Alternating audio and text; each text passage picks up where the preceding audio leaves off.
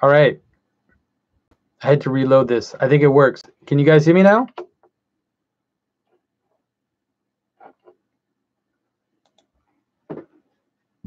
Should be able to see me. Oh, microphone is not working. All right. I think now we have everything we need.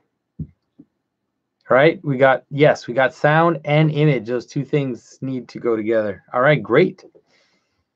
All right. Let's see. So we got a few people in here. It's good to see everybody. Okay, so I've got quite a few questions, a lot of questions that are kind of development questions. But before I get to the questions, I'm going to give it some information. I have all these announcements that I'm supposed to make all the time, and I always forget to make them. So I'm going to make them here. Hopefully, those that actually follow me will see the Q&A. And so, as some of you know, every year I give a few icon carving classes. And so this year, there are 2 icon carving classes planned. One is from June 9th to June the 15th, and it's in West Hartford, Connecticut. The other one is from September 1 to September 7th, and it's in Salem, South Carolina.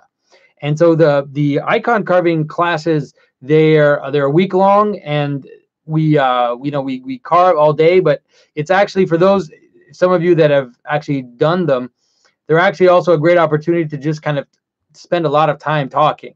So I actually usually give the whole day. And so I'm there from about 8, 9 in the morning, and then I will stay up until late at night until, people are tired and want to go to bed. So usually it starts with carving, and it usually ends with sitting around drinking a beer and talking about all kinds of stuff. So if you're interested in that, I will post the link in the description once this is finished being live. It's called Hexameron School of Iconography.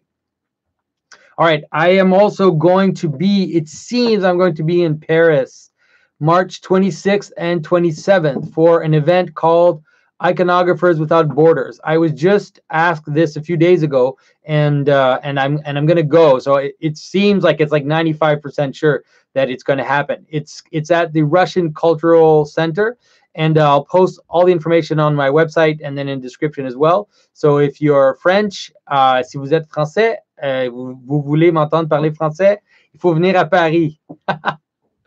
And then also, I'm going to be in Seattle on May 17th and the 18th.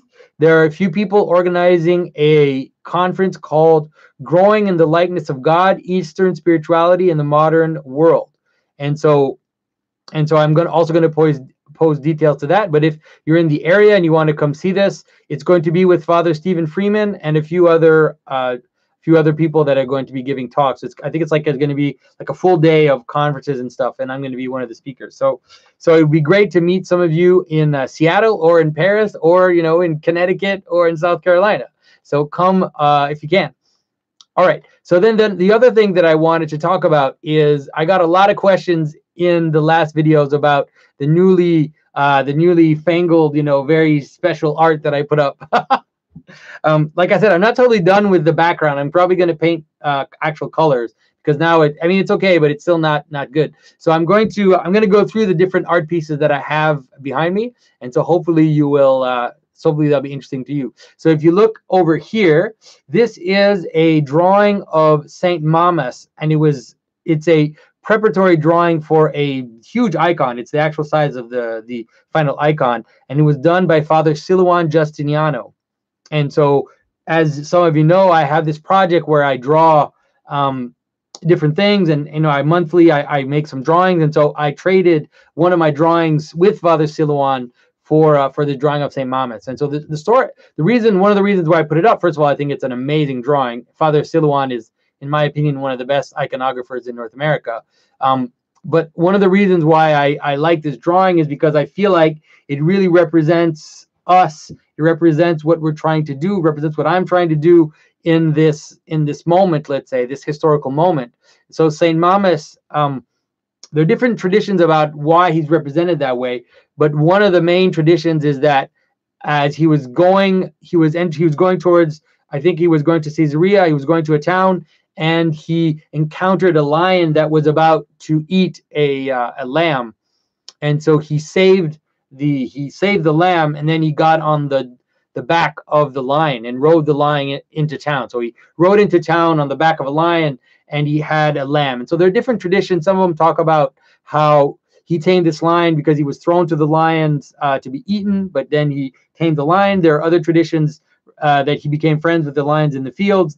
But the image, what's interesting about the image is really this idea of holding. So you see St. Mamas is holding in his center this precious animal, this pure animal, and he's kind of holding it on himself, and let's say in his center, you could say. And so, but then he's also sitting on this wild beast, and so he's taming this wild beast, carrying this precious innocent animal.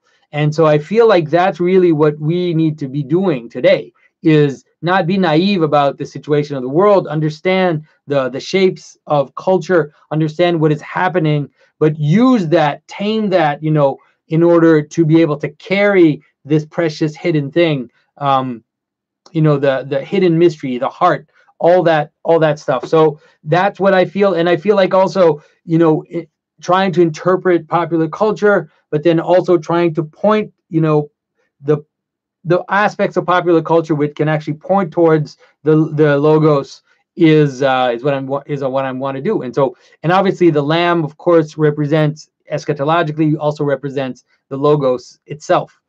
So I love that drawing. I think it's great. So I'm really happy to have finally put it up.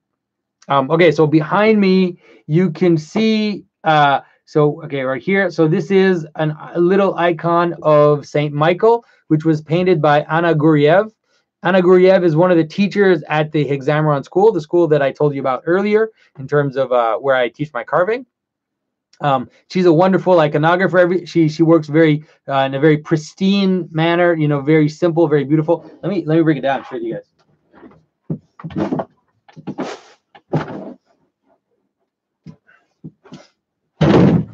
Sorry.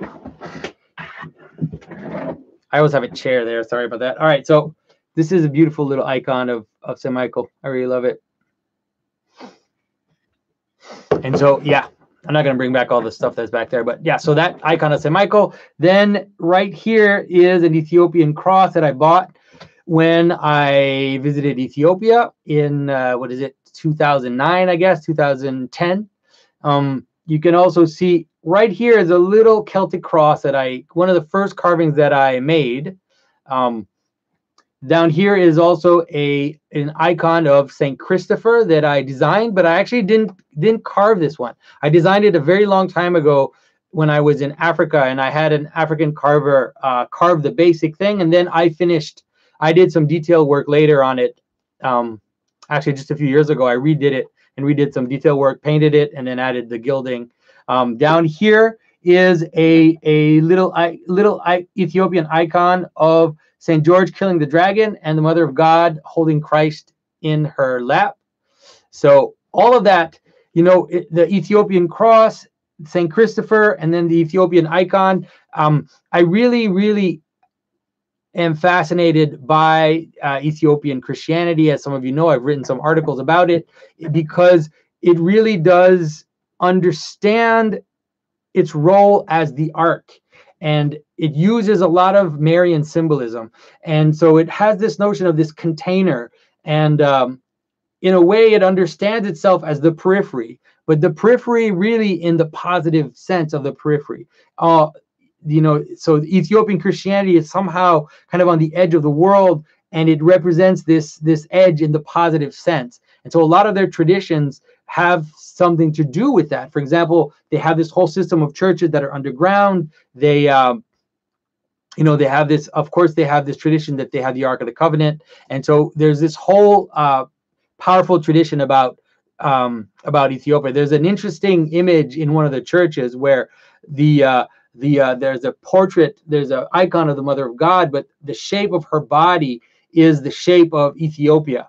And so really is this notion of the earth or the land as this mother, And so all of that is something that I really appreciate in Ethiopian Christianity. So yeah, I've got a few of my Ethiopian things. Of course, up here you have my brother's book. You don't see it so well in this, but usually in my videos I try to show it a little more. Of course, as you all know, Mathieu's book. Mathieu has been a huge influence on me all through my life. You know, I feel like his thought, although I can talk about symbolism and I talk around it, Mathieu is always shooting arrows.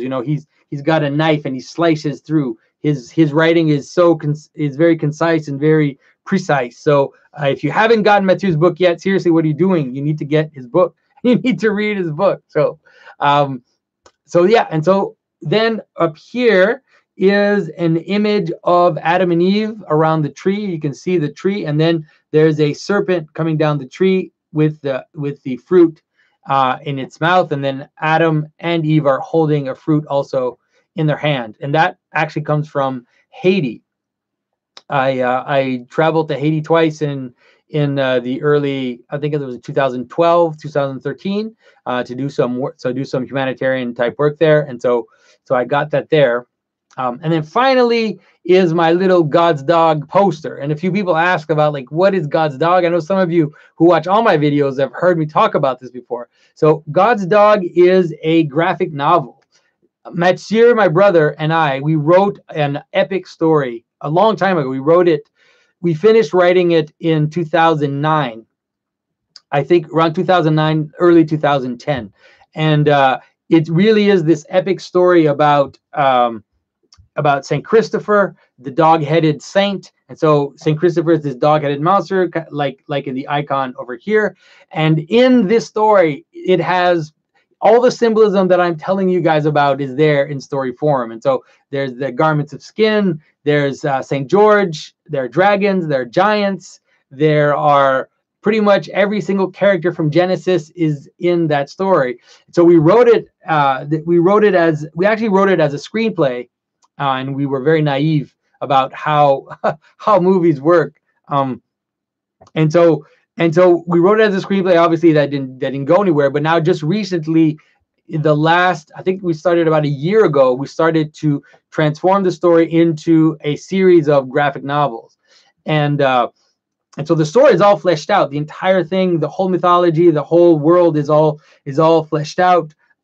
And so now we're putting it down in a book. The artist's name is Cord Nielsen, and he's a very talented artist. We're going for a very kind of simple style, kind of cartoonish, but with some detail as well. Something like Jeff Smith did in Bone, or in that style. So that's kind of what we're aiming for. And the first book has already been completely thumbnailed. The whole story is set.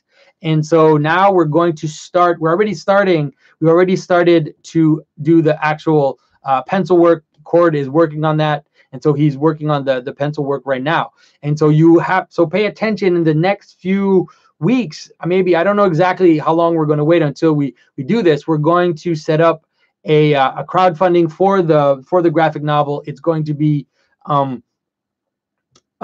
we want to do it independently, just because we want to be independent, and because we are playing with some ideas which, although they shouldn't be problematic, they might be problematic for some, because we live in such a crazy world right now. And so pay attention to that. God's Dog, you'll hear some news from me on that pretty soon.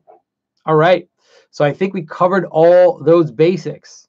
Is there something about the art that I didn't say that any of you have noticed and want to know about? All right. So if not, then wait, I'm not seeing all your messages. This is annoying. All right. Okay. All right. Okay. So here we go. So I'm going to start with the questions from the website.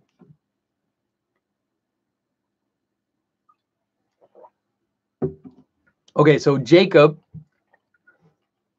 I imagine that's Jacob Russell, asks, in your conversation with Jean-Philippe Marceau, you dropped the kind of bomb on the very analytic conversation when you brought up love being the key to everything.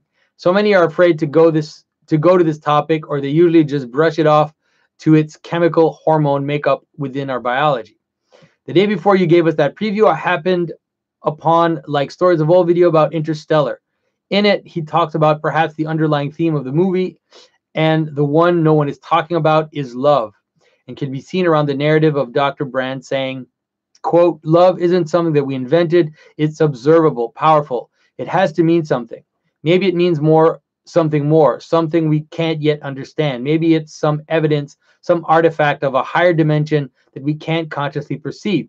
Love is the one thing that we're capable of perceiving that transcends dimensions of time and space.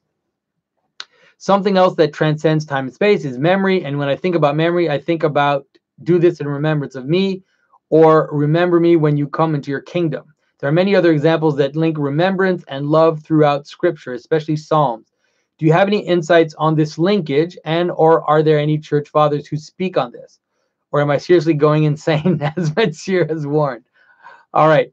Sorry, I keep asking these hard questions. I was going to ask what your favorite color is. As I tell my daughters, usually grown-ups don't have favorite colors. Pretty much, I don't have favorite anything anymore. I just, yeah. Like if people ask me about that for movies and stuff, like what's your favorite movie? I don't think of things in those terms anymore. I have a favorite sweater. You've seen me wear it. It's that like really thick wool sweater that someone always criticizes in the comments when I wear it. So, all right, okay, so let's get to the question. So, there is a link between love and memory. This is the way that I understand it. I don't know if the church fathers have talked about this specifically, but love is definitely more than, you know, the chemical whatever. You have to understand. I think this is the best way to understand love. Love is the capacity for unity within diversity, or the capacity for diversity within unity. That's what love is. Love is the capacity for things to come together and be one, be together, without one thing being destroyed or absorbed by the other. Okay. You know, we have this image, for example, in Brahmanic Hinduism of, you know, the returning like a drop of water into the ocean. Like that's the ultimate enlightenment, you could say. But for Christians, that definitely is not the case. For Christians, the unity, being made one with God, being united to God, does never negate your particularity. Rather, it makes your particularity shine with the grace of God. It makes your personhood become a form of glory of God. And so that's the transformation that occurs, but we are not absorbed into God. And so that's what that type of relationship is what we mean when we talk about God. And the life of the Trinity is exactly that. That is, the Father, the Son, and the Spirit are three distinct persons, three distinct hypostases that are completely and utterly one. And so it's an aporia, but at the same time, it is also the key to understanding how reality lays itself out in an absolute way. It's an absolute representation of what we experience relatively in the world. That is, this notion that we can both experience unity in something and multiplicity at the same time. Whereas in God, those two things are not even in a hierarchical relationship. The one and the many, are total, you could say. They're total. So that's a good way to see it. Now, memory is, this is the way that I understand memory. Memory is unity with something within distance. And so memory is the capacity to be united to something, to identify with something, despite you being far away from it. Okay? And so, I mean, just in a general sense, to remember something is to recall. And so when you recall something, you are bringing back, you're participating to a certain extent to something which is no longer there, something which happened a long time ago. And the same thing with someone who would be far away from you. You don't have them in your presence, but then you can remember them even if they're far away from you. Now, once that type of memory is brought, to a higher level, you could say, is brought into God, or is brought to a higher level, then it becomes a kind of it becomes the possibility of participation in God. And so when we say, when Christ says, "Does this in remembrance of me," and when we talk about the idea, let's say, of God remembering Noah, for example, or Jonah remembering God when he was down in the fish, it's like Jonah and Noah were at the ends of the world. They were in the waters. They were in the chaos. And then, despite the fact that they were so far and they were so much in the darkness, then the memory connects them to God, even no matter how far they are, it connects them to God. So you can imagine memory as a hierarchy which connects all the different levels together. And so no matter where you are on the hierarchy of being, you could say, if you remember God, then you are connected to God, right? And that's the way to start, let's say, the ascent. And so hierarchy is a form of memory as well. So you can imagine it like, I always use the military hierarchy because it's so easy. It's such a clear hierarchy. It's like the soldier who's digging the trench is acting, you could say, in memory to the commander who gave the order to take this field or whatever. And so he's acting he's far away from that main order, but as he's doing this particular thing, he's doing it in memory of what he received. He's doing it being connected to the source of the multiplicity of his actions.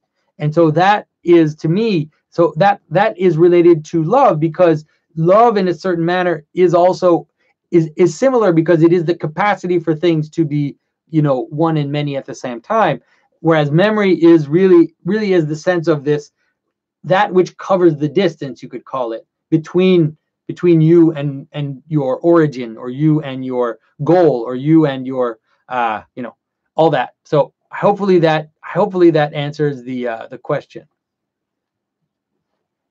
All right, hey, so Cord Nielsen just appears in the chat, and so everybody say hi to Cord. He is the artist of God's Dog, our comic book. So hopefully you'll get to know him a little more in the next few months. I'm hoping to have a video where I'm interviewing him, and we're going to talk about the comic soon.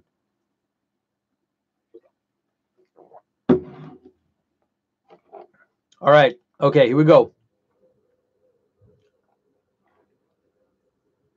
All right, so next question.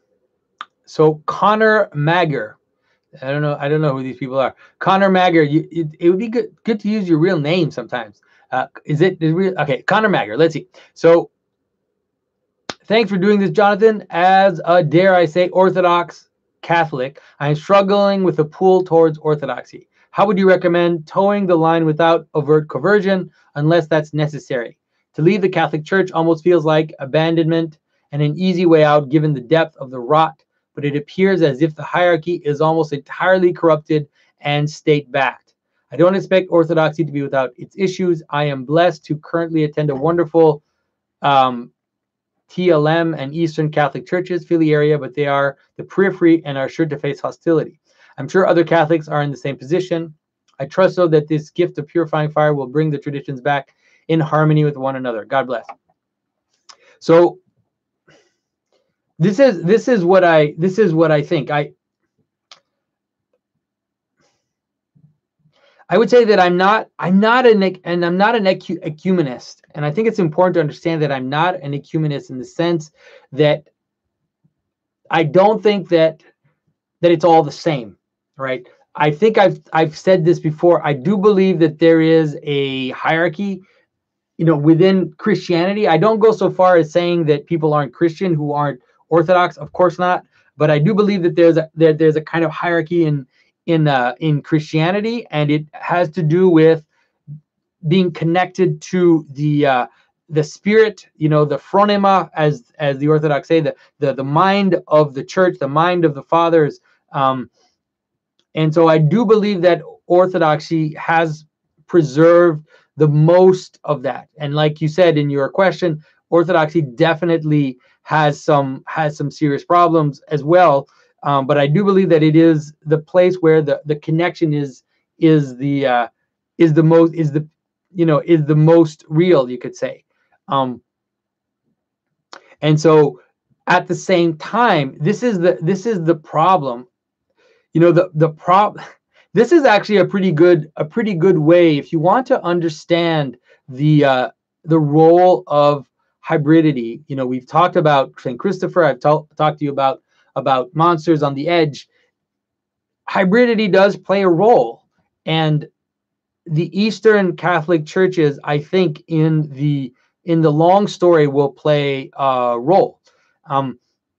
Because hybrids are also bridges, and we've talked about that as well, for good and for bad, and that's why if you look at the situation of Eastern Catholics, for many Orthodox, they're seen as a major problem because they are this in-between thing, and because they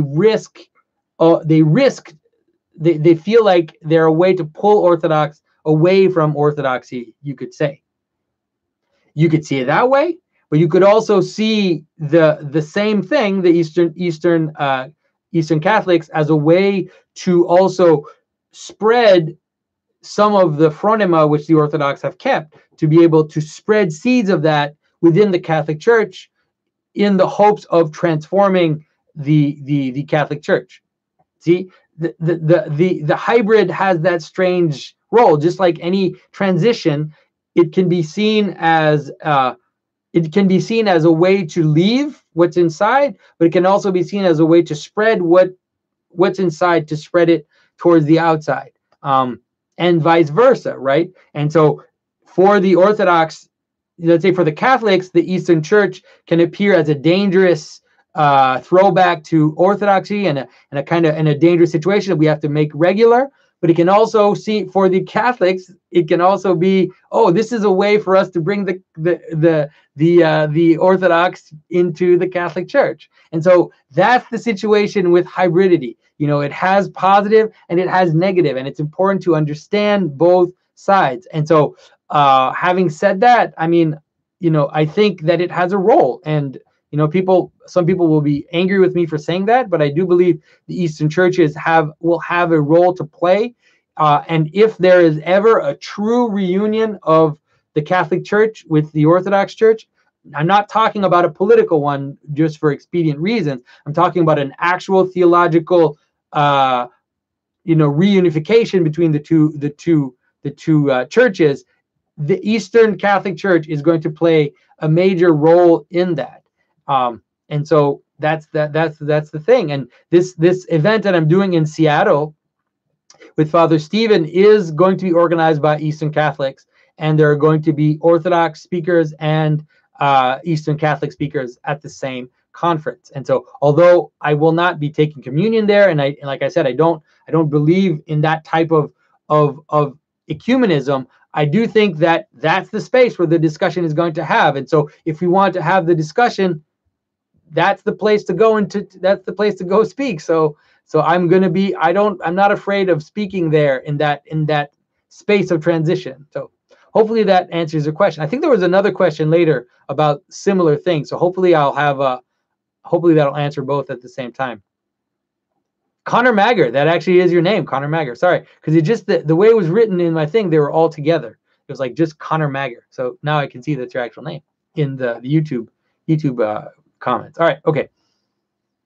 So David Flores asks, I've been thinking about the symbolism of walking on water versus going below. This has been coming back with David for a few months. As far as I can see symbolically, one ends in a transformation of space, journey to a new place, and the other a transformation of self, like be reborn through baptism. Is this good interpretation? And how does one know when to walk or dive? I think that your interpretation is very interesting. And actually, I think you're really getting to the key of the difference, because the walking on water seems to represent the capacity to master the potentiality, right? kind of like sitting on the line, right? That's what's going on when you're walking on water. It's like you're a master of this potentiality. You're taming the waters. Whereas when you go down into the waters, it is a shedding of your externals, a shedding of the dry wood, or the stuff that needs to go. And so I think that definitely interpretation is good. And so is this good interpretation, and how does one know when we want to walk or dive? I think that when you once you phrase it this way, it actually becomes pretty clear, because let's say walking on water would be something like mastering your desires. So, if you I don't know, if whatever excessive desire you have, usually those are kind of like the desires of the flesh. If you eat too much, if you have too many sexual thoughts, if you're watching pornography or whatever, like those type of things. If you drink too much, if you're taking drugs, if you're hooked on on some kind of on opioids or whatever, walking on water would be finding the capacity to manage that chaos, right? Cleaning your room, so cleaning your room, like the Jordan Peterson cleaning your room, is different from diving in and shedding your extra layers. You shed your extra layers when you realize that you've accumulated too many of these peripheries. But it's funny, because when I say that, then I think in a way it could look similar. It's just taking it from a different perspective, because when the things that you shed when you dive in are the things that you would also master, that you could represent as mastering when you walk on the water. So I'm afraid I just keep turning you in circles. Sorry, David, I'm not giving you clear answers. People are gonna accuse me very soon of being a charlatan, because I'm not giving clear answers to your questions. Vox Day will write a book on me about I am a charlatan. All right, okay. So Luke Fleischman asks, all right, so hey, Jonathan, I first want to say thank you for all the work you're doing. It's meant a great deal to me and many others over the past year and a half or so. I have two subjects I was wondering about. So do you have any updates on God's Dog? As a lover of comic books, this is probably the most excited I've been for a comic in years. I'm curious as to what the writing process was like. Did you methodically plan out the symbolic language of the story, or did it naturally lay itself out? So I gave you a little bit of a peek into God's Dog, but in terms of how we wrote it, Mathieu and I, we kind of share a brain in a certain way. He has a real certain take on symbolism, and then so do I, and so we really understand each other. It was a kind of a mix of both. The original idea was kind of mine in terms of St. George and St. Christopher, and then Mathieu, he had very good ideas of structure. So sometimes we would structure out a scene, numerically, with different characters representing different aspects of reality that would talk to each other, and so scenes would become extremely complicated, very almost like geometric patterns. And then usually we would end up scaling down in order to focus, because it would get too complicated. And so Mathieu would work really hard and like scale down the symbolism to some structures. And so there's a mix of everything. There's a lot of stuff in there. There are some ciphers. There's a hidden language. And there's a lot of stuff. I'm really looking forward to getting this into your hands, because I think everybody is gonna really enjoy it. All right, in the story of St. Christopher, I was wondering, this is still Luke. In the story of St. Christopher, I was wondering what the significance of him coming across specifically that of the Christ child is. I recently came across St. Anthony of Padua and see that he too had a unique relationship with the Christ child. What is the difference of one coming into contact with the Christ child compared to one coming into contact with Christ the man? Well, okay, so in the story of St. Christopher, is an amazing story. It is extremely dense. It looks so simple, but it's extremely dense. One of the things that is happening in the story of Saint Christopher is that Saint Christopher is a trickster figure as well. I've talked about this before. Saint Christopher is a trickster figure. He's looking to serve the most powerful being in the world. And so he finds this powerful king, he serves the king, and then when he finds out that there's another character more powerful than the king, he'll trick the king. He'll say something like, tell me about this other powerful character, and the king will say, no, I don't want to tell you, because if I tell you, you'll leave. And then Christopher will say, well, if you don't tell me, I leave. So if you don't tell me, then I will leave you. And so the king is forced to reveal the secret of this more powerful character, and then St. Christopher leaves. And so he tricks the king. He says, if you don't tell me, I'll leave. Then he tells him and he leaves. That's a trick. So he does that a few times, and then he comes to the devil, who's the most powerful in the world. And he sees that the devil is afraid of the cross, afraid of Christ. And so he does the same deal with the devil. And then the devil tells him about Christ. And so St. Christopher leaves the devil. And then St. Christopher is looking for Christ, but he can't find Christ. One of the reasons why he can't find Christ is because he's not looking for the right thing. And so then he meets this monk. The monk tells him to go onto the river and to cross people over the river. And so he's taking up his role as a peripheral character. First of all, that's important to understand. He's saying, go to the edge of the world, stand on the edge of the world. You're a monster. You're a dog-headed man. You're a giant, depending on the tradition. Go stand on the edge. That's your role. And then your role is to cross people over. And then he encounters the Christ child. So what's important to understand is that Christ is going to trick Christopher. There are so many things happening in that trick. The first part is that Christ will trick Christopher in serving him, because he tells Christopher to take him across the river. So Christ says, take me across the river. Christopher takes the Christ child across the river, not realizing that he's already there where he wanted to be. What he wanted was to serve the most powerful being in the world. And so here is Christ tricking him, not only in serving the most powerful being in the world, but serving the weakest being in the world at the same time, or what looks like the weakest being in the world. So in Christopher, in serving the weakest possible being you can imagine, a baby, a child, he ends up being tricked, but then the trick flips back because that child ends up being the divine Logos himself. And then he finally accomplishes what he wanted, which was to serve the most powerful man. Okay. Second of all, he also plays his role, you could say, as an ark.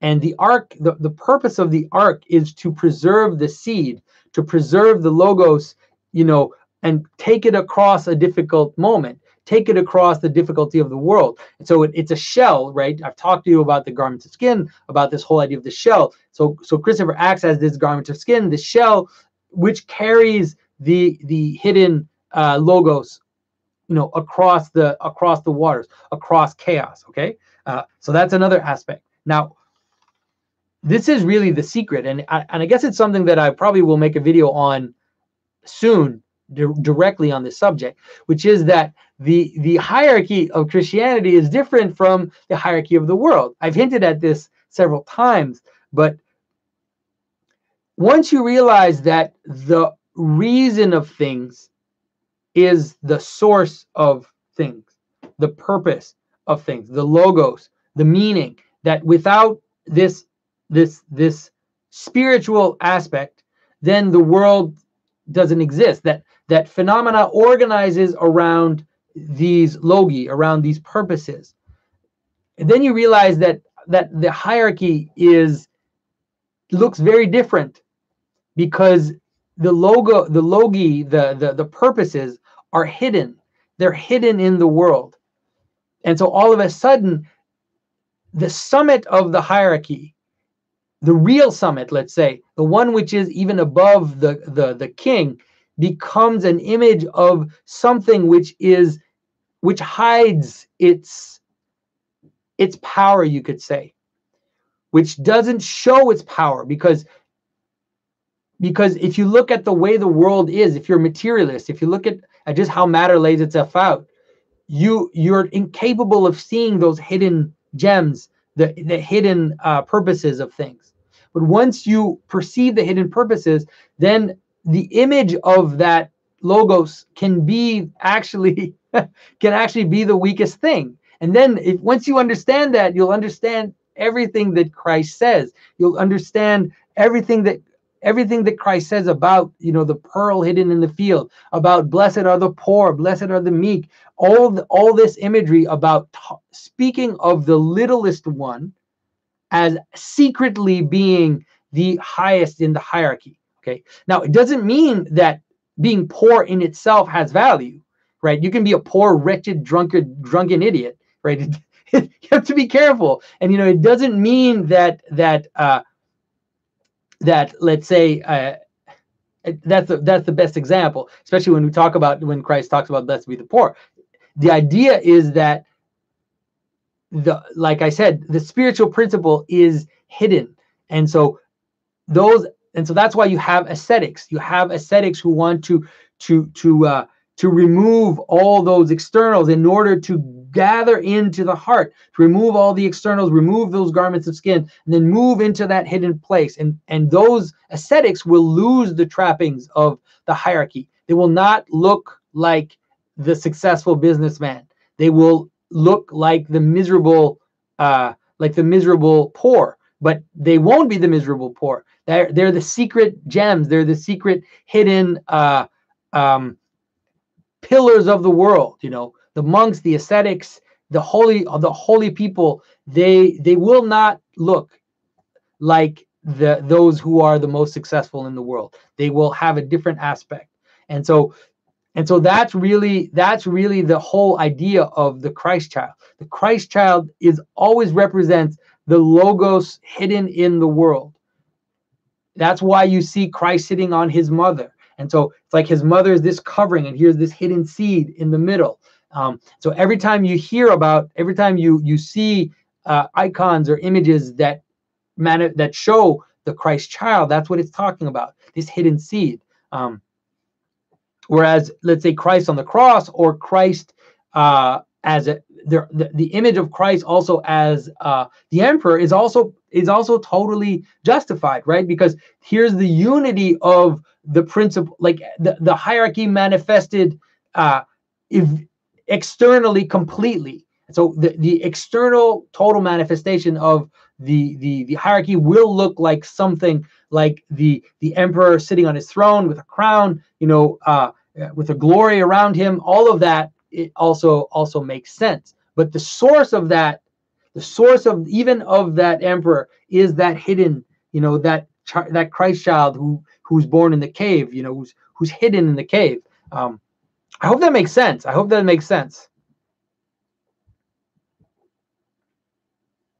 All right. Okay. Okay. So, all right. So we're done with the website. I'm moving on to the Subscribe Star questions. So Batman 23. Hi, Jonathan. My question is, have you ever read Neil Gaiman's Sandman comics or any of his other work? He seems to have an uncanny eye for symbolism and understands the ideas of principality. Example, the character of a city, even though he is not a religious person.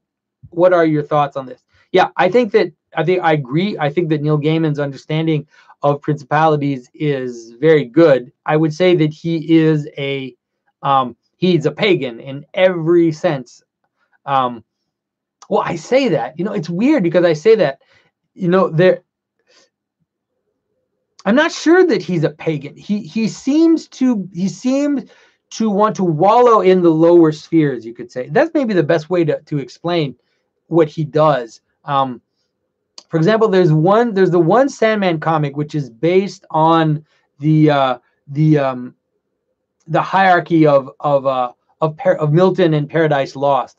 And then there's the Lucifer character who's in hell, but there's this sense of this hierarchy of all, and so all the gods exist, right? All the pagan gods all exist, and then there's this hierarchy of angels, and then there's God, but God is completely transcendent. You don't hear about it.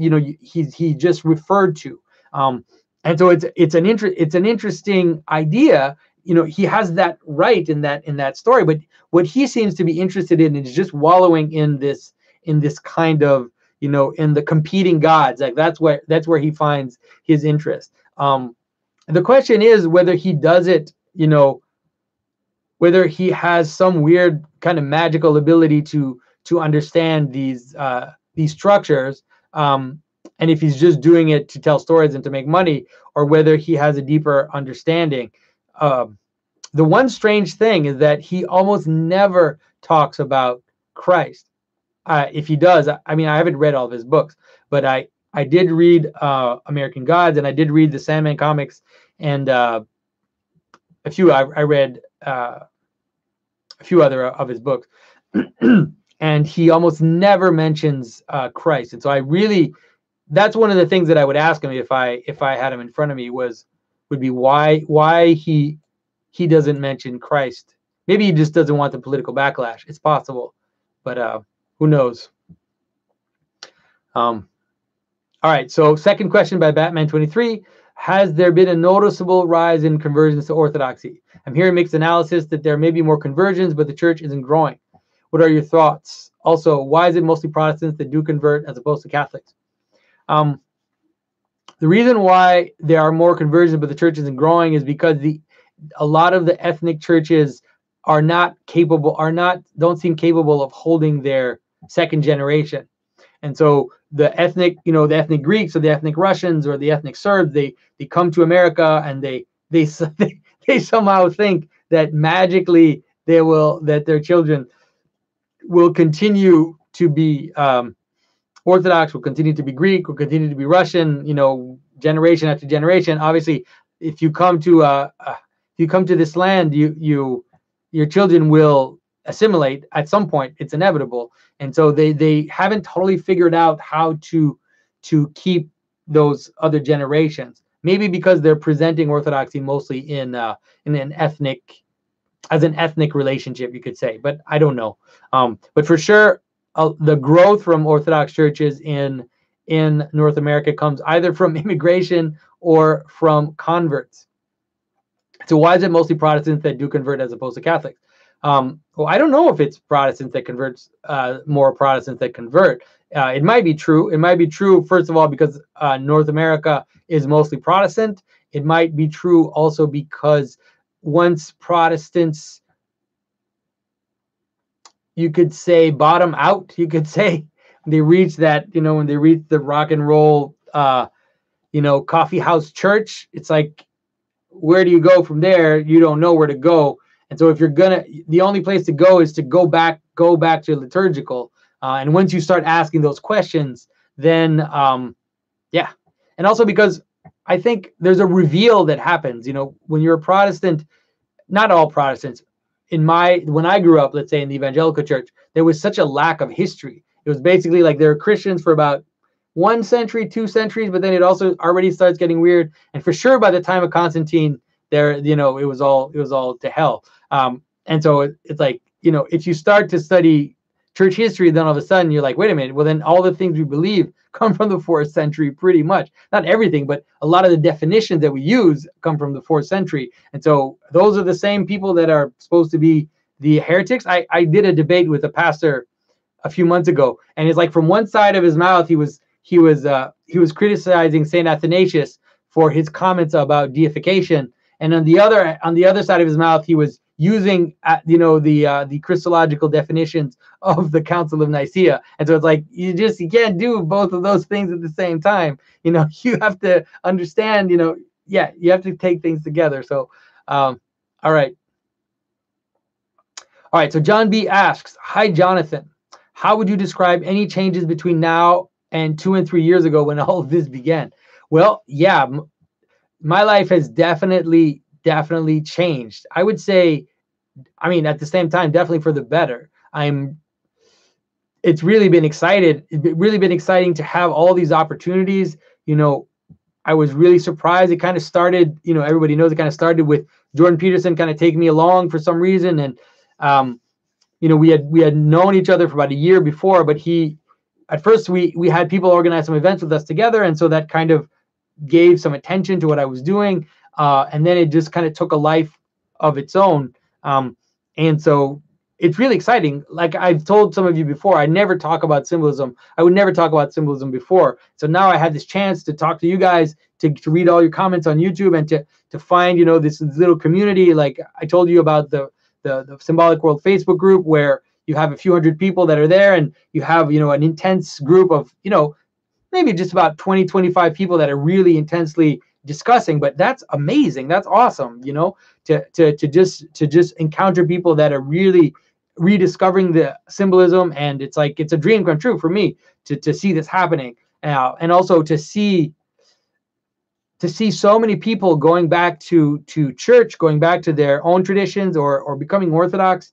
We're talking about hundreds of people that have written me, saying that somehow this has reconnected them to Christianity. And so it's like I just thank God for that, and I thank God every single day that I have this chance, this opportunity. And so hopefully I don't mess it up. And the same for the speaking events. I used to be pretty lonely. I would carve all day, just in my workshop all day, and so now I get to meet amazing people. I'm traveling. I meet people that are excited about symbolism, excited about Christian art, excited about that, and so it's I have to say it's been awesome, and a lot of it is really thanks to you guys who are engaging with me, who are writing me, who are engaging with the YouTube comments, and also obviously people who are supporting me financially. It's like it's just my life is just not the same person as I was 2 years ago. That's for sure. So John B also asks, do you do any teaching at your church, either symbolism or iconography? Do you make icons for your church? So I try, to be honest, I try to be more low key in my parish, let's say. For a few years, I was on the parish council. I did that, and I think that a lot of people, it took them a while, like a year, to even understand that I was doing this, that I was giving these talks, and that I was doing these types of conferences. And so by now, I once in a while, we organized a few talks in Montreal. I did give a talk at my parish. We're planning another talk pretty soon. And I do have one at my parish. I do have one icon, which is part of a piece of furniture that I carved as a gift for the church. But at least for now, that's about it. But I would be very open, happy to speak in my church. But I would always want it to be to not. I wouldn't want it to happen too often, because I'm not a priest, and so I don't want. I'm not a priest. Let's just say that. All right, and so, all right, we're moving on to Patreon. All right, so Gavin Doughty asks, John Vervaeke talks about the need for synoptic integration. And for him, he seems to do this through cognitive science, while you do so through Christianity. Vervaeke also says he's not an eclectic, though I'm not sure exactly how at least some of what he's advocating isn't a kind of mythological eclecticism. What does a non-eclectic assimilation look like to you? The dying and rebirth you talk about. And do you think Buddhism, Taoism, and company will have to be better assimilated by Christianity going forward in order to confront the unwise AI future Vervaeke worries about? Well, yeah, I do agree that I think that John's approach in the end is eclectic. I know he won't agree with me. I do think that it is. I think that the difference that we have is, one of the things that I feel like I've understood very clearly is that you have to exist inside a story. And so science is not a story. We are in this Christian story. You can't help it. We are in 2019 after the birth of Christ. That's the story we're in. And so there are some things which are not for us to decide. And so if you decide that you will not be in that story in the West, you can do that. But you will be a vehicle of subversion. There's no way around it. You will be a vehicle of subversion. Now, I'm not saying that sometimes subversion isn't needed. Sometimes subversion is needed because we've talked about this before. Because because Christianity can become corrupt. Christianity can become Pharisaic and can become hypocritical, can become sentimental, can become all these things. And so I do sometimes it might need to be poked, at from the outside. I agree, but it's important to understand that if you think that you can be a Taoist in Wisconsin, you let's say that the place that you have is going to be a marginal place. You will have a marginal place, and I say that you have to understand that I say that it's not totally a criticism, because I became Orthodox. Orthodoxy is not totally from here. Orthodoxy has a hint of the eccentric. It has a hint of the foreign in terms of let's say Western Christianity. And I think, but of course, I think that it has just enough hint of the foreign to be a renewing agent for the West. That's my impression. That, I mean, I don't know how things are going to play themselves out, but that's one of the reasons, let's say, why I moved in that direction. Now, I don't think that we can't learn from other traditions.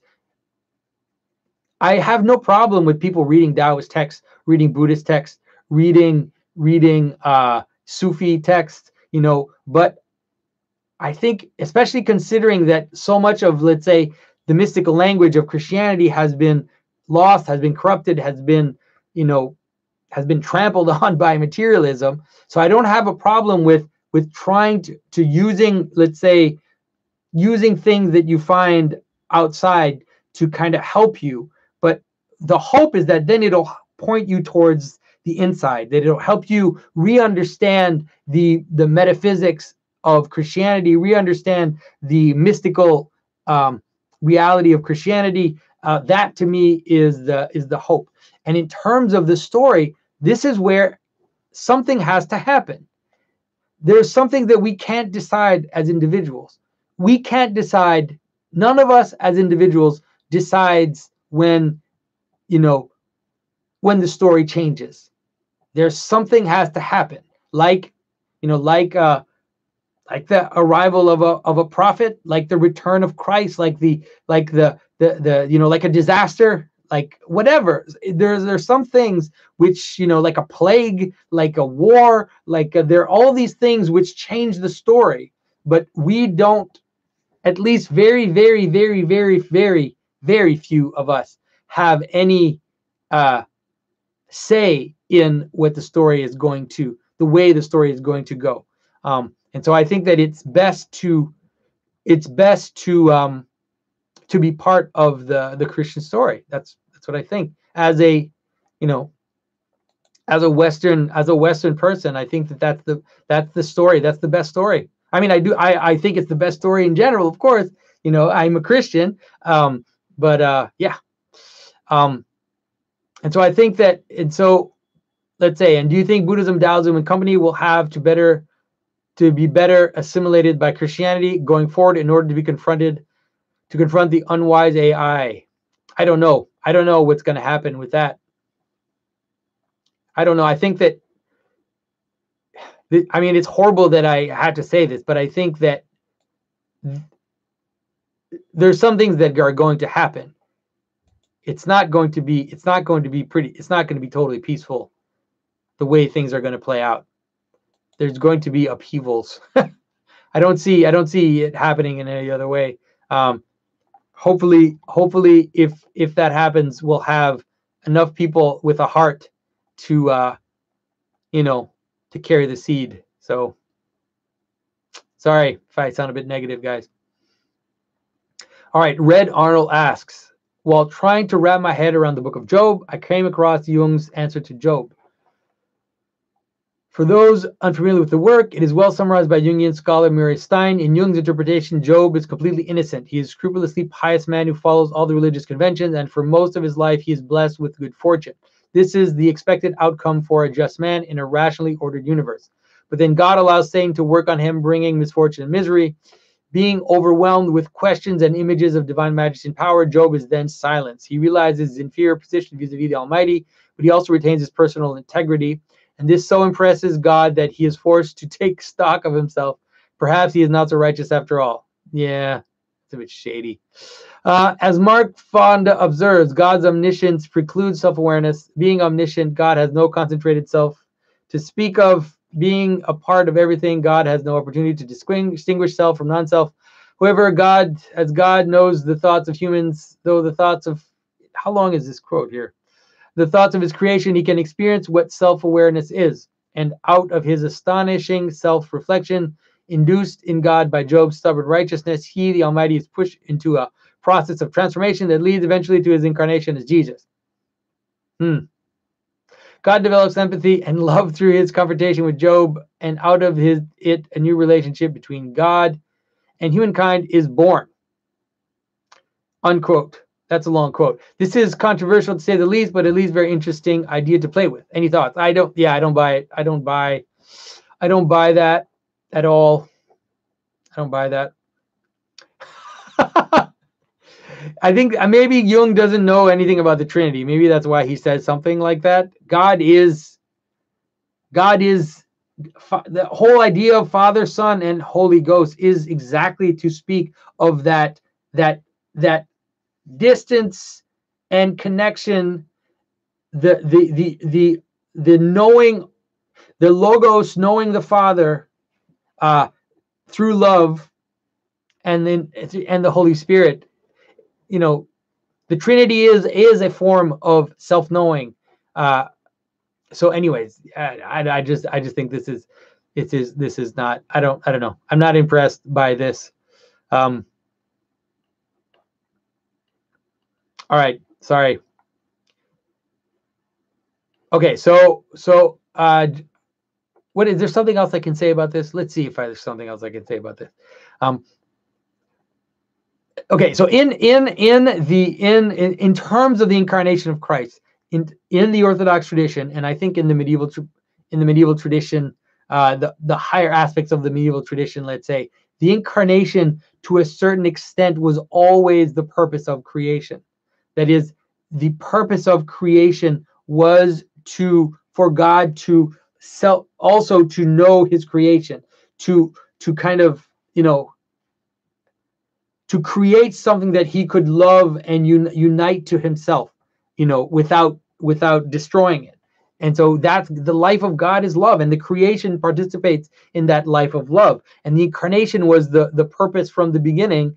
It's only that Adam had to, depending how you see it, either you can see it as Adam wasn't able and fell, and then there's a detour, or even in St. Irenaeus, you get the sense that Adam and Eve were rather like children, and that to a certain extent, the fall is a form was all,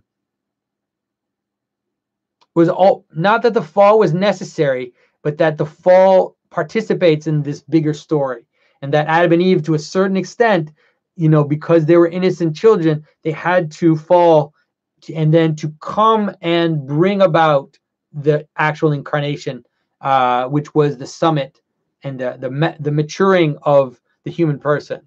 So maybe that helps a little more. So sorry, Red. I've told you guys before that I'm not a Jung fan. Everybody tell me you need to read Jung, read more Jung. So maybe one day I will, but at least for now, I don't know. All right. All right, so Drew McMahon asked, I can't remember if it was a Twitter post or a video clip where you said that death is hell. Can you expand on what you mean by that? We're all in the process of dying, so are we in hell? I've always thought death was natural and a necessary part of life, but I've recently heard some Orthodox thinkers claiming death is not natural. Is this the case? I need a total mind shift on how to look at the world. Well, hell means death. Hell is death. It's just the same. We have a confusion. We have this weird confusion about death. We somehow think, when we think of hell, usually we think of this idea of the eternal fire. But the eternal fire is not hell. Hell really is death. It's fine if you use the word hell for the eternal fire. That's fine. But death, hell, the goddess of, I think hell is a god. I like a northern god of death, like Hades, basically. So Hades is death. It's the Sheol, death. And so yes, it is in Christian theology, in all Christian theology, death is viewed as not natural. It is viewed as a consequence of the fall. It is viewed as something, a forgetting of your source, a forgetting of your origin.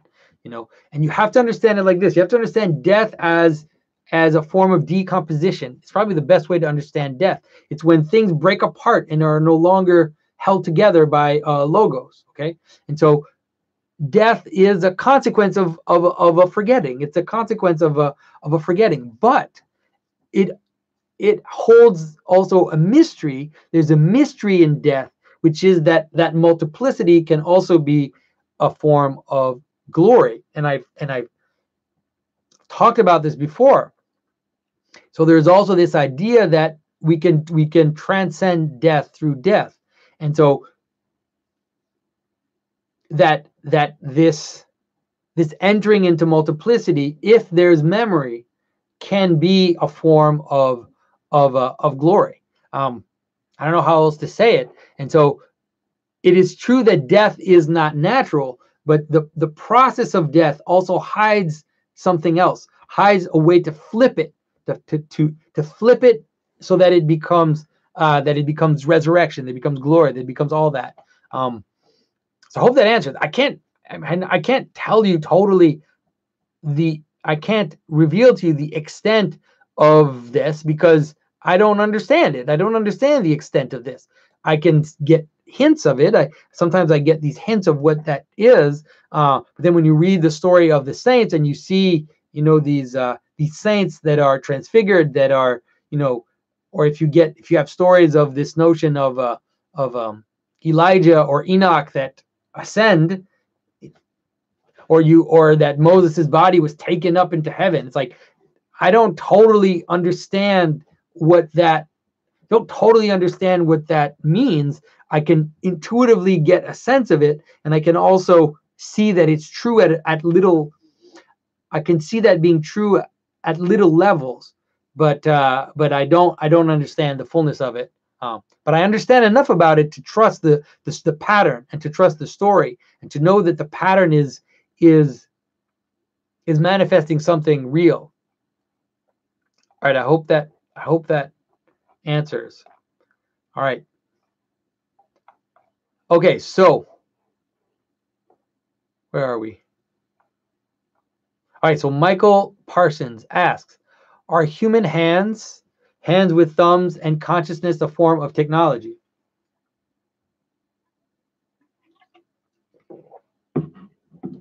They increase our positive and negative capacity, but the categorical lines are blurred because they are proper to the human body. You cannot wield a sword without a hand, and you cannot create a sword without conscious mind. To me, it is interesting also considering that the mind and hand are on the extremities of the human body, the periphery, as opposed to the center, but the heart is in the center. What are your thoughts on hands and mind consciousness as forms of technology? Also, what do you think about the idea that love is the center? Okay, so let's answer this question first. Okay, so I think we have to be careful not to confuse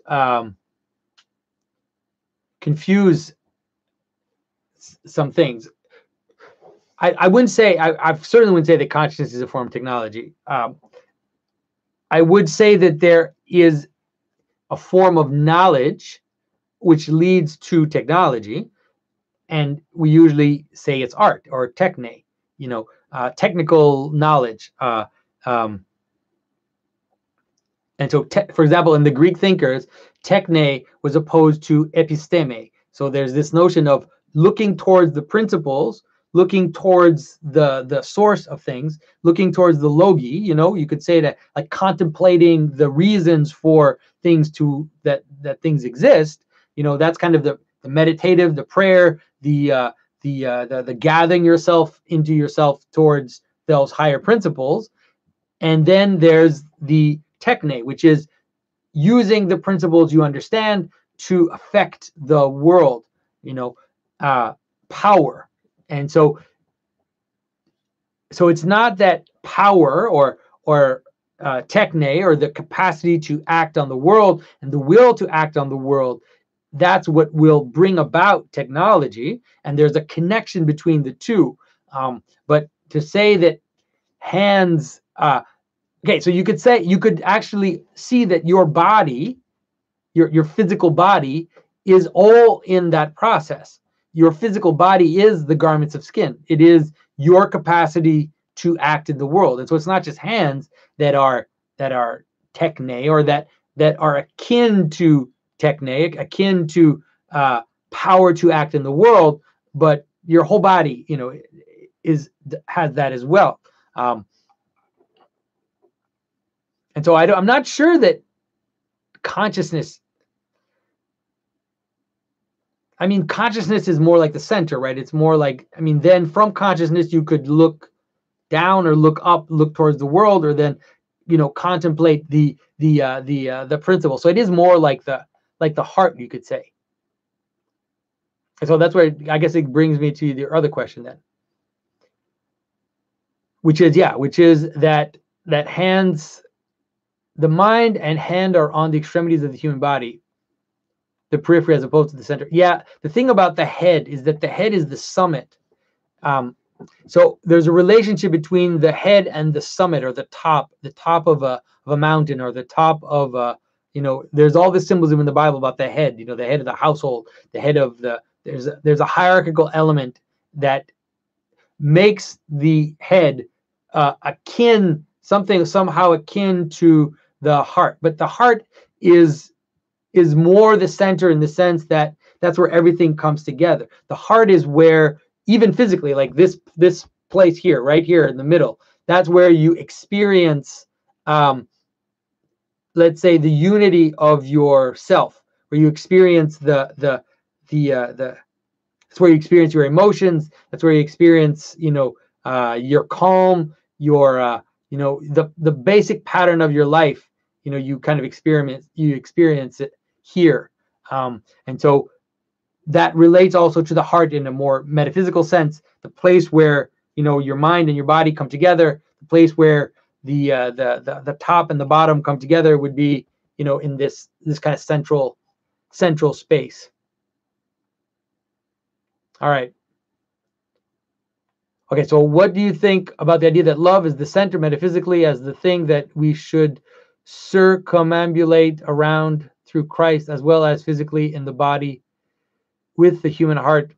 Love is the mode of being. Love is not the logos. Love is, we say God is love, in the sense that love is the mode of being of the infinite, the mode of being of God.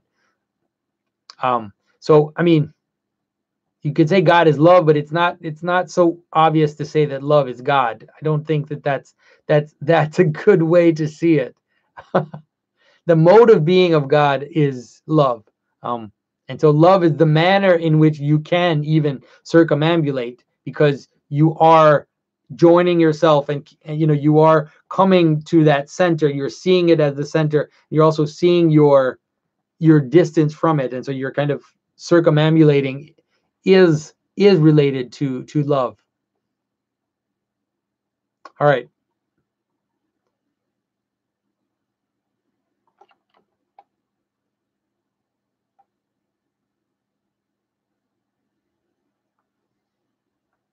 All right, secondary report from an evolutionary perspective. The mind consciousness is an advancement in technology as an increase in animal capacity. From a hybrid evolutionary biblical perspective, it could seem that the acquisition of these technologies are a type of fall or movement into death. But again, the heart existed long before thumbs and the conscious mind, and seems to give more credibility to the idea that love should be at the center. This makes me think more about what the Imago Dei actually is. Personally, I believe it is something like our capacity to create through love. Like you, I believe evolution happened, but do not believe in it. I do believe that Christ is that image of God, and that it is only through Christ that we can access this kind of creation by binding us into a cohesive moral community, amongst other things. I could say more, but I think this is long enough already. I would love to hear your thoughts on if these ideas in review are in conflict with an Orthodox Christian perspective. Yeah, I think it's scary, you know.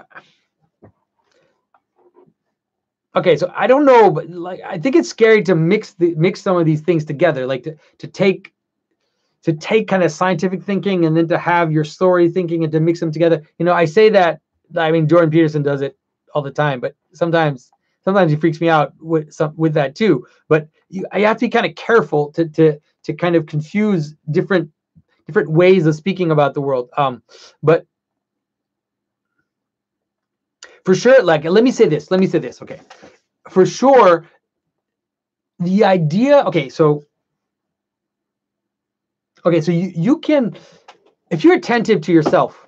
Okay, if you're attentive to yourself, and if you're attentive to other people, you can perceive where their being is in their body. And I would suggest that you do that sometimes.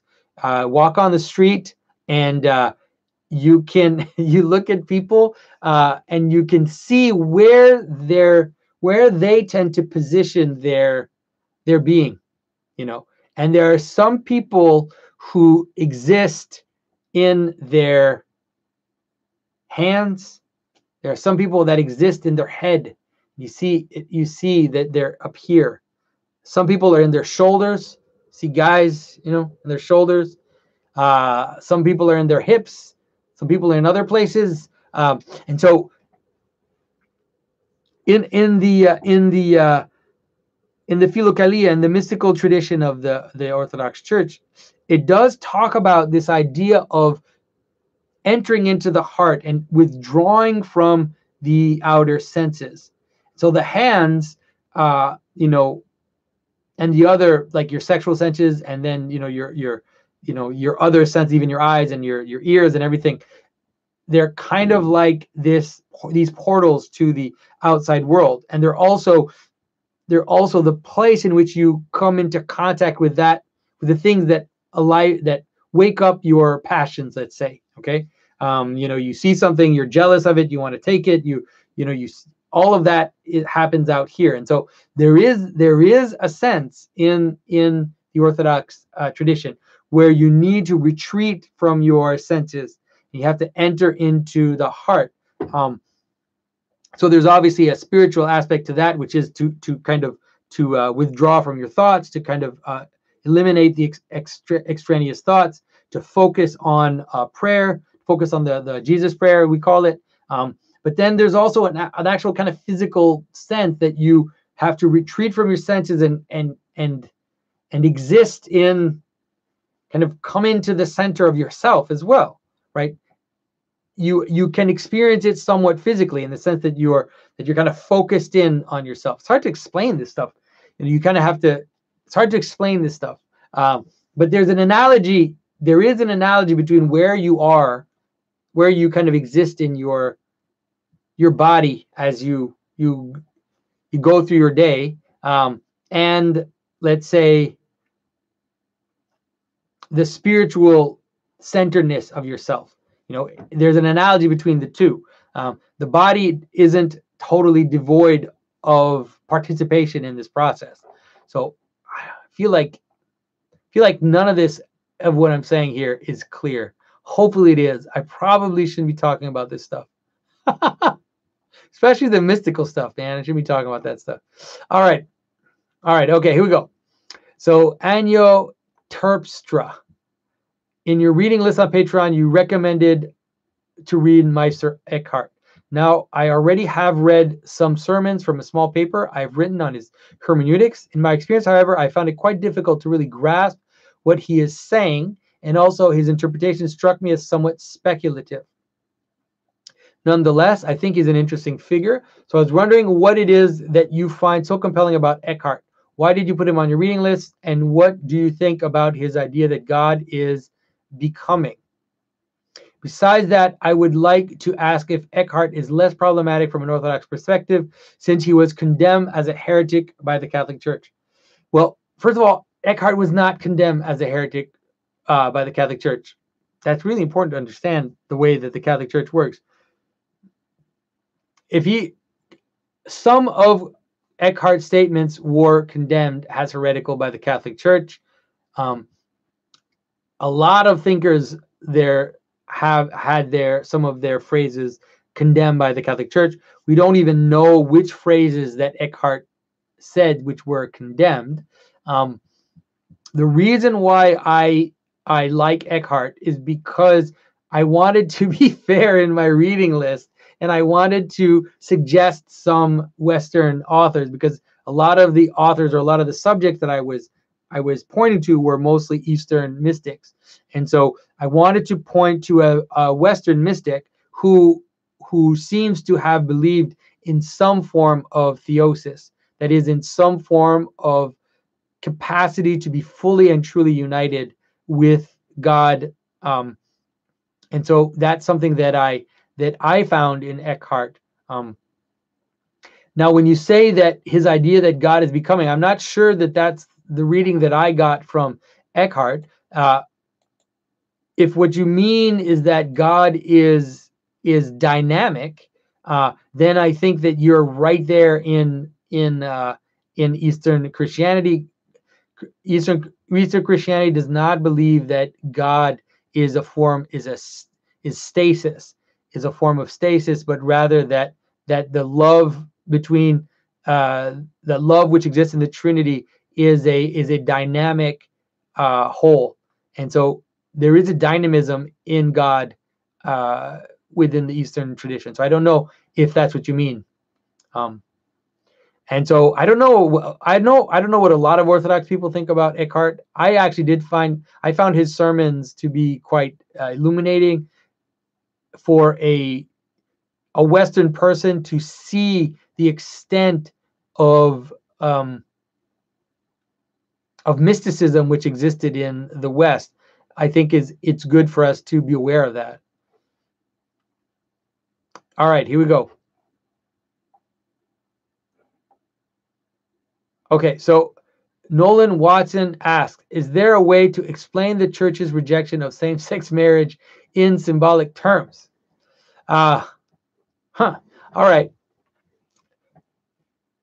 So Nolan, I think that it's interesting, because I think that your question is phrased in an odd manner. And I think that it's good to notice that, and it's good to think for everybody to think about that, about the manner in which the question is framed.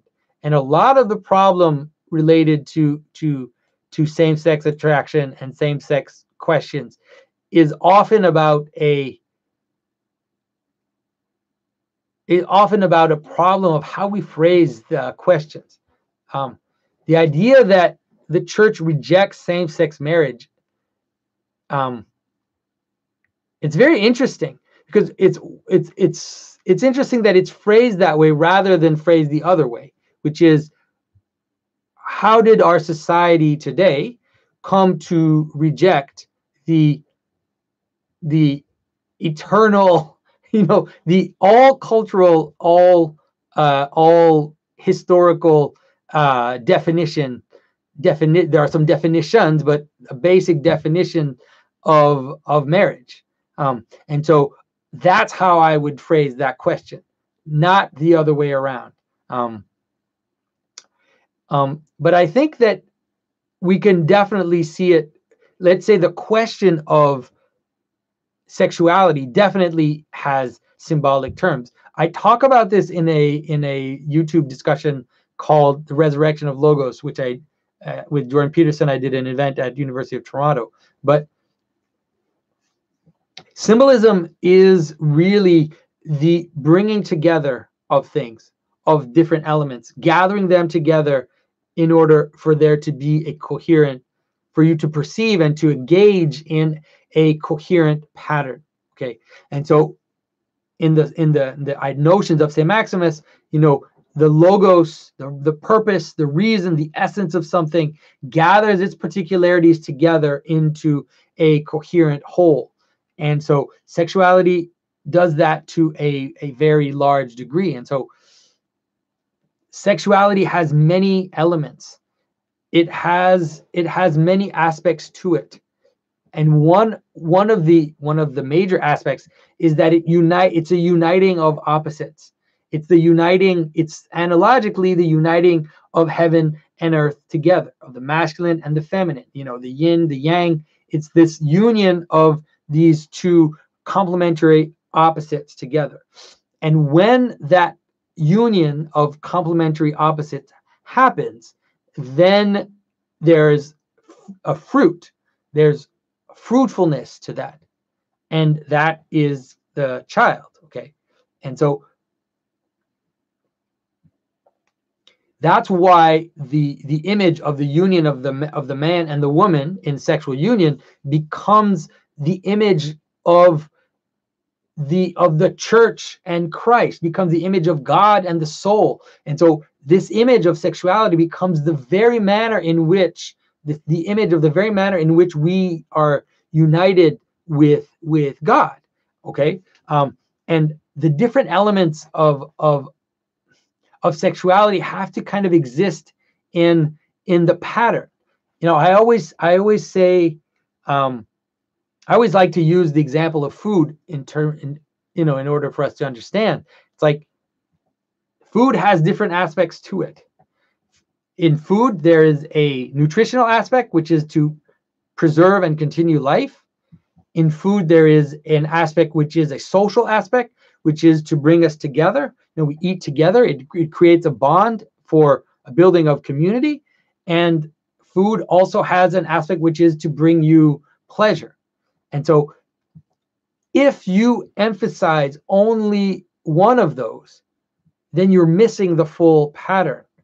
If you emphasize only the nutritional aspect, then you're going to miss on a great aspect of what food is for the human person.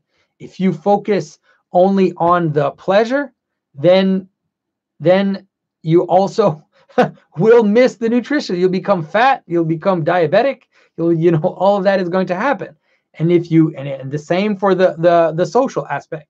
And so all of those have to come together in order to be a coherent pattern. Now, the thing is that it doesn't mean that everything you eat has to, for example, be totally nutritional. It doesn't mean that everything you eat has to be something which brings the community together, but all of this has to exist within a pattern. So that's one of the problems when people talk about sexuality. It's like there's an excess, I believe, even within Christianity, which is this idea that it's almost like every time you have a sexual encounter, you should have a child. It's like, I don't think that that's the proper way to see it. But then there's also this notion that somehow the sole purpose of sexuality is for it to be a playground, to explore your desires and your pleasure. And then there's another aspect, which is that, it doesn't matter who it is. It doesn't matter what people, as long as it brings you together and creates this couple, But the truth is that the Christian vision of sexuality is that all of those have to come together, and it becomes an image of reality itself. It becomes it becomes an image. It becomes a participation in reality, because that's what it perpetuates society. It perpetuates it physically. It perpetuates it by creating families, which are the core of society. And the love of the man and the woman in the couple is going to also perpetuate the cohesion of society. And then those families join together and are communities. And so that's the positive vision of sexuality for Christians. And that's the vision of marriage, I think, for many, many cultures. There are some exceptions, of course, with polygamy, but the basic pattern is still the same in terms of, you know, how things work in order for society to be functional.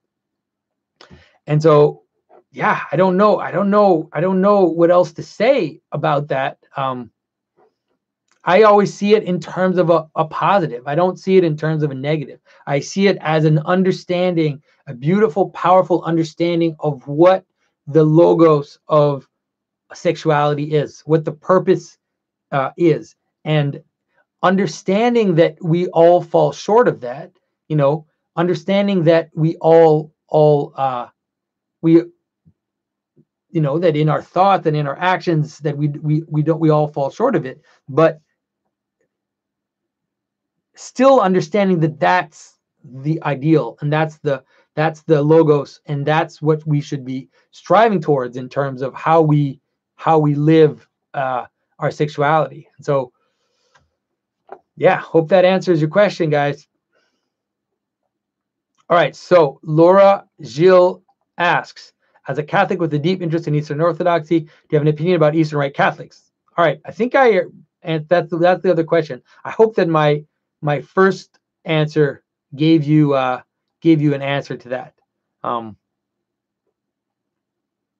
She says, in particular, she feels strongly she would like to see increased dialogue between ancient churches, and I agree. I totally agree. I think that we need to continue to talk and to speak to each other, and to understand the differences, and to work to resolve them in a real way, not in like I said, not in a political way, not in a just pretending they don't exist, but really, you know, continue to dive into it, and hopefully by the grace of God, one day we will have actual true communion between the churches. So Jessica Gabe asks, in Orthodox iconography, what is the significance of what appears to be ribbons emanating from the necks of angels? Also, why are the angels depicted with feminine characteristics? Okay, so the ribbons emanating from the necks of angels are not emanating from their necks. They are emanating from, okay, so I have it here. Here's my icon of St. Michael. They are emanating from the headband. Okay, so the angel has a headband which holds the hair, and then it's tied in the back, and then the ribbons are floating out. And so why do they look like that? You'll hear crazy theories about that, but I think that my theory is quite sound. It is simply to show that they're floating. It is simply to show the floating. When you see floating cloth, it is often to suggest a form of spirituality. It's like there's wind blowing, or they're floating. You know, obviously we don't want to understand it in materialistic terms. It's an imagery to show this notion of spirituality, of lightness, of something which is floating. And so you see these floating ribbons that are kind of floating as if there's, you know, that the you know, the archangel is kind of floating up in the air. Okay, you see that often in when you see Christ at the resurrection. At the resurrection icon, you see his vestments have this floatiness to it, you know, and you see that here, like right here. See, for example, you see St. Mamas here has this floaty cloth, and so it really is to show this kind of spiritual lightness that the character has. That's the way I understand it as well. And why are angels depicted with feminine characteristics? They're not. They are not supposed to be depicted with feminine characteristics. They're supposed to be represented with androgynous characteristics, because they are not sexed. They are neither male nor female, and so that's why they're represented. Usually, the way that it's kind of understood is that they have something what you would call kind of boyish, you know, kind of like a young man, or like a young woman, you know, where you know, the man doesn't have a lot of beard yet, or, you know, the kind of neutral look. So it is an androgynous aspect. All right. All right, guys. So I have gone through the questions. Let me scroll down the YouTube questions and see if we have something interesting here. So H.R. Kellum asks, is it beneficial for Christians to really get to know our dark, sinful side or evil tendencies by studying atrocities or evil deeds of people, for instance? Does the Bible call us to understand evil? I would say that it's probably better to study your own evil and atrocities rather than study other people's evil and atrocities. Confession is really good for that. Just compunction in general, seeing all those side thoughts, all that. Every time you judge someone, every time you are angry, every time you have weird power fantasies, or whatever it is that you find in yourself, I would say that that's probably a much more useful way to go than to study atrocities in the world. I mean, we need to be aware of atrocities, but there is also, and we need to understand that we have seen it happen, but there is, I think, I don't know. I think there is a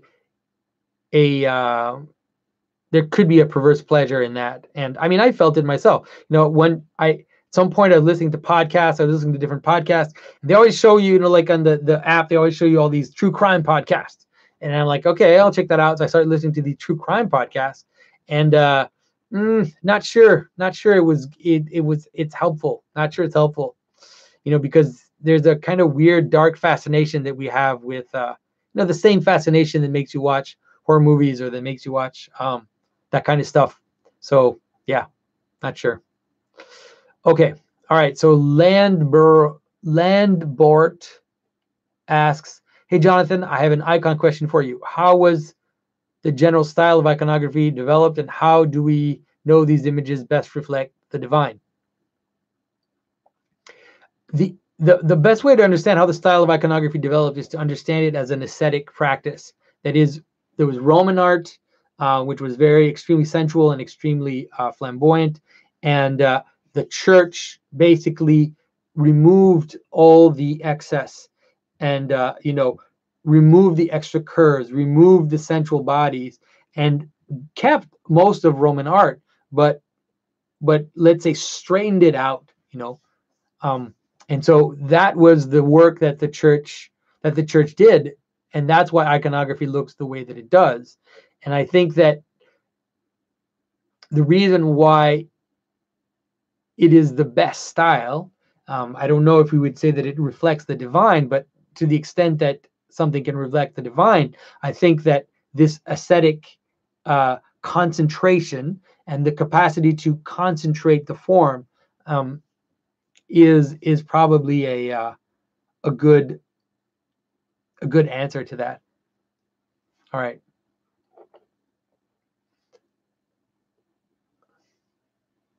All right. David Patterson asks, I would be interested in picking up again on the symbolism of water and the Old Testament and New Testament, especially the contrast between Jonah and the fish and Paul's shipwreck.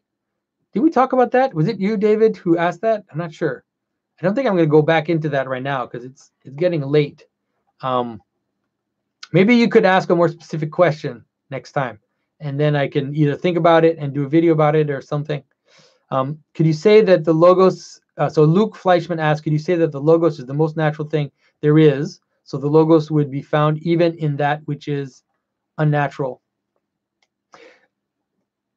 I don't know what the word unnatural means. Something which becomes unnatural is something which is not in its proper place. That's what makes something unnatural. Everything is good when it's in its proper place. And so that's what makes something unnatural. And that's why I talk about hierarchy, why I talk about monsters, why I talk about all that, because I want you to understand that in the whole picture, there's also that,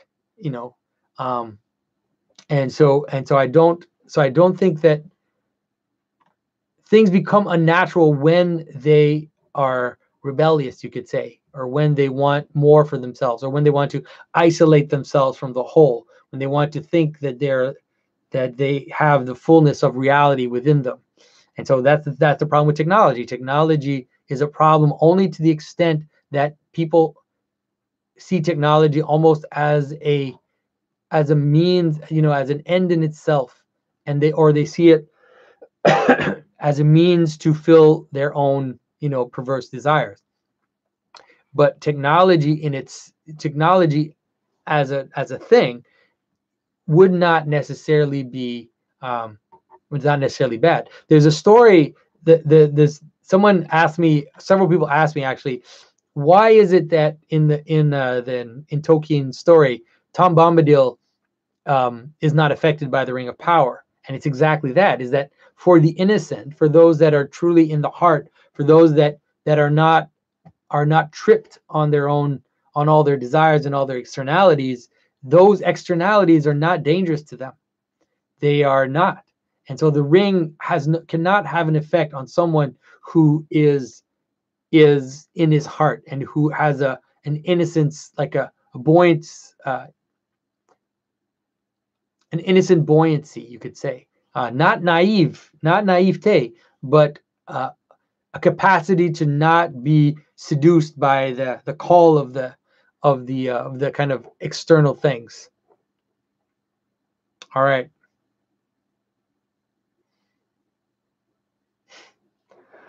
All right, guys. I think we're done. We went a lot longer there, not a lot longer, about 10 minutes longer than usual. So yeah. So thanks everybody. Thanks for coming on. We got a lot of interesting questions. I think I'm going to make the Q&A public this month because I said I was going to answer the questions about art and everything. But we'll see, because I feel like I said a lot of weird stuff tonight. We'll have to see if I'm going to make it public or not.